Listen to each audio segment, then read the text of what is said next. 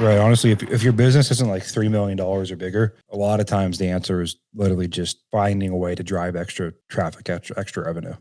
It's the more better new exercise that I always walk my team through when they bring me an idea. I'm like, okay, well, I love your idea of improving our website, but is that, what's our conversion numbers? Oh, our conversion's 20%. I'm like, okay, what's industry average? Oh, 18%. Okay, so we're above average. Why can't we just do more, like for example, for Easy Button, which a lot of you guys are clients of? Why can't we run more Facebook ads for clients? Oh, well, because we need more creatives and we need more testing, we need more budget. Okay, well, let's go figure that out. The answer is very rarely new things. For most of us, the answer is usually, how can we do more of what's already working? Then how can we do it better? Then how can we do more of what we're doing, but now better before we have to do anything new?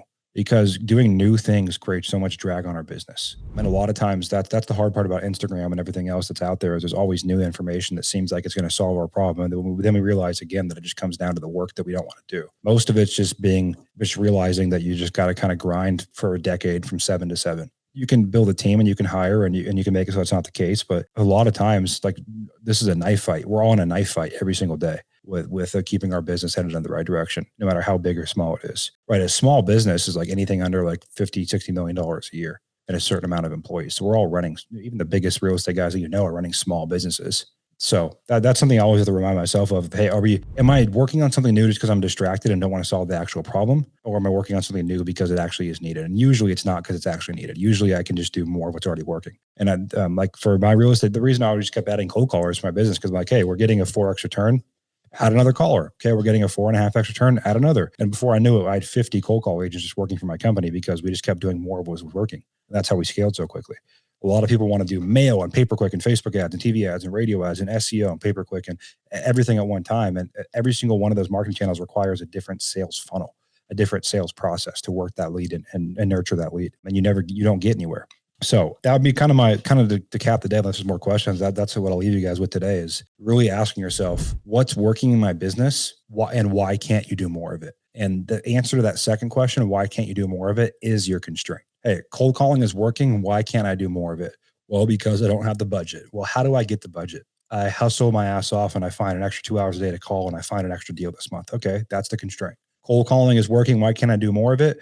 I can't take any more leads. Well, who do I need to hire so that I can take more leads? That's your real constraint. You're missing an employee. Hey, I can't take any more cold calls because my follow-up isn't in place. People are slipping through the cracks. Well, do you need a better CRM with better drip sequences and follow-up campaigns, or do you need a lead manager? That's the constraint to figure out. And if you just ask yourself that question every single day, because during the day it gets messy, things come up, it gets overwhelming. That happens to everyone. But if you just ask yourself that question as you go to bed each day, you'll continue to work on the problem that is going to allow you to continue to scale. And sometimes those problems take 2 years. Like if your problem is hiring eventually and building a really good sales team, that's going to take you hiring 7 sales guys and having them quit to realize what a good sales guy looks like, how you train them, how you hire them, how you manage them. Right. Sometimes problems take a long time to solve. And what most of us do is when we get to that problem, hey, I've grown my wholesale operation.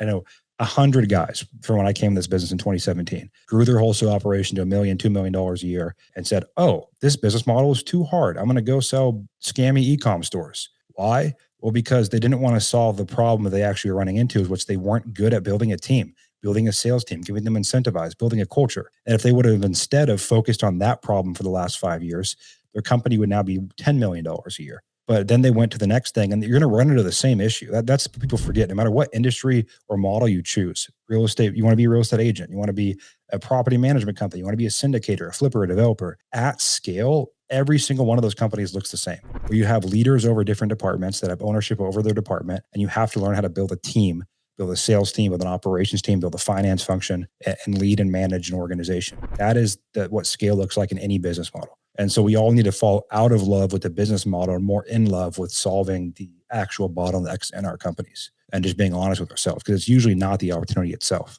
right? There is $100 million a year off-market companies. There is $100 million a year fix and flip companies. Now, do I think $100 million a year fix and flip company is a company that's worth running? No, I think that sounds like I'd rather die. And there is things that are easier. That's for sure. I'm not talking about that, but I'm talking about to get to 10 million, 15 million, it's just solving the same issue you'd have to solve for any business. And as soon as you realize that, you can really focus. It's like dating versus being married, right? When you're dating someone you're kind of into, every night at the bar, you're like, hey, yeah, that girl looks a little hotter. I think I'm going to go talk to her.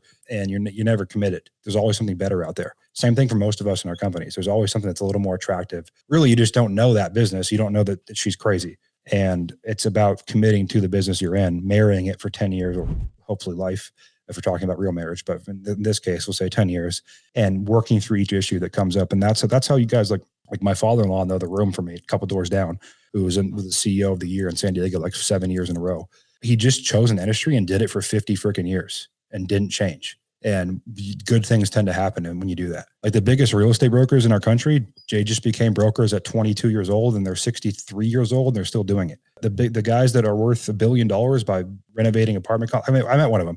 I had dinner with a guy, Bob Dillon, who's the largest single private owner of real estate and multifamily in Canada, worth about $3 billion. And I was at his island in Belize because my business partner knows him well. And I was like, I did what all fanboys do. When you meet a billionaire, you ask them the same question we all do. What advice would you give yourself if you were 25 years old and could go back in time? And he looked at me with just disappointment that that's the question I chose to ask him over dinner, and was like, literally just do the same thing every single day and show up.